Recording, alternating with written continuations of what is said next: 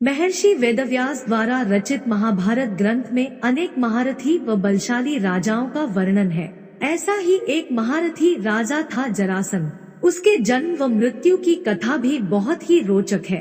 जरासंध भगवान शंकर का परम भक्त था। उसने अपने पराक्रम से 86 राजाओं को बंदी बना लिया था। बंदी राजाओं को उसने पहाड़ी किले में कैद कर लिया था।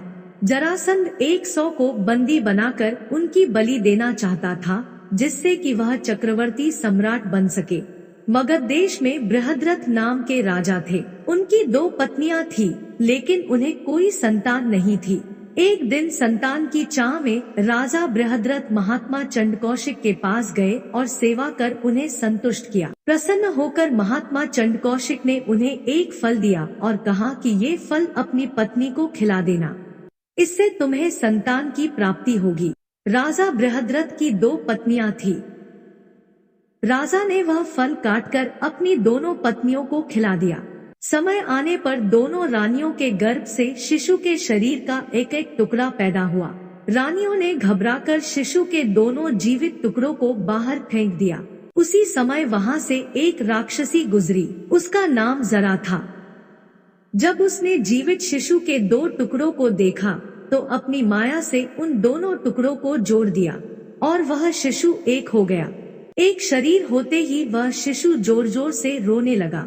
बालक की रोने की आवाज सुनकर दोनों रानियां बाहर निकली और उन्होंने उस बालक को गोद में ले लिया। राजा बृहद्रथ भी वहां आ गए और उन्होंने उस राक्षसी से उसका परिचय पूछा। राक्षसी ने राजा को सारी बात सच सच बता दी। राजा बहुत खुश हुए और उन्होंने उस बालक का नाम जरासंध रख दिया, क्योंकि उसे जरा नाम की राक्षसी ने उसे जोड़कर एक किया था। जरासंध मथुरा के राजा कंस का ससुर एवं परम मित्र था। उसकी दोनों पुत्रियों आसित व प्रापित का विवाह कंस से हुआ था। श्री कृष्ण से कंस वध का प्रतिशोध लेने के लिए उसने 17 बार मथुरा पर चढ़ाई की, लेकिन हर बार उसे असफल होना पड़ा। जरासंध के भय से अनेक राजा अपने राज्य छोड़कर भाग गए थे। शिशुपाल जरासंध का सेनापति था। जरासंध का वध करने के लिए भगवान श्री कृष्ण ने योजना बनाई। योजना के अनुसार श्री कृष्ण, भीम व अर्जुन ब्राह्मण का वेश बनाकर जरासंध के पास गए और उसे कुश्ती के लिए ललकारा। जरासंध समझ गया कि ये ब्राह्मण नहीं है। जरासंध के कहने पर श्री कृष्ण ने अपना वास्तविक परिचय दिया। जरासंध ने भीम से कुश्ती लड़ने का निश्चय किया। राजा जरासंध और भीम का युद्ध कार्तिक कृष्ण प्रतिपदा से 13 दिन तक लगातार चलता रहा। 14वें दिन भीम ने श्री कृष्ण का इशारा समझकर जरासंध के शरीर के 2 टुकड़े कर दिए।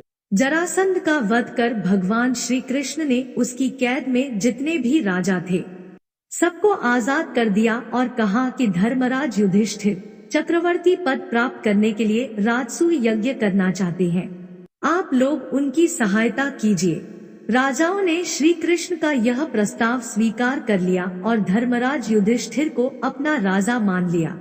भगवान श्री कृष्ण ने जरासंध के पुत्र सहदेव को अभयदान देकर मगध का राजा बना दिया। दोस्तों, हमारी कहानी कैसी लगी कमेंट करके जरूर बताएं और हमारे चैनल को सब्सक्राइब जरूर करें और लाइक भी करें।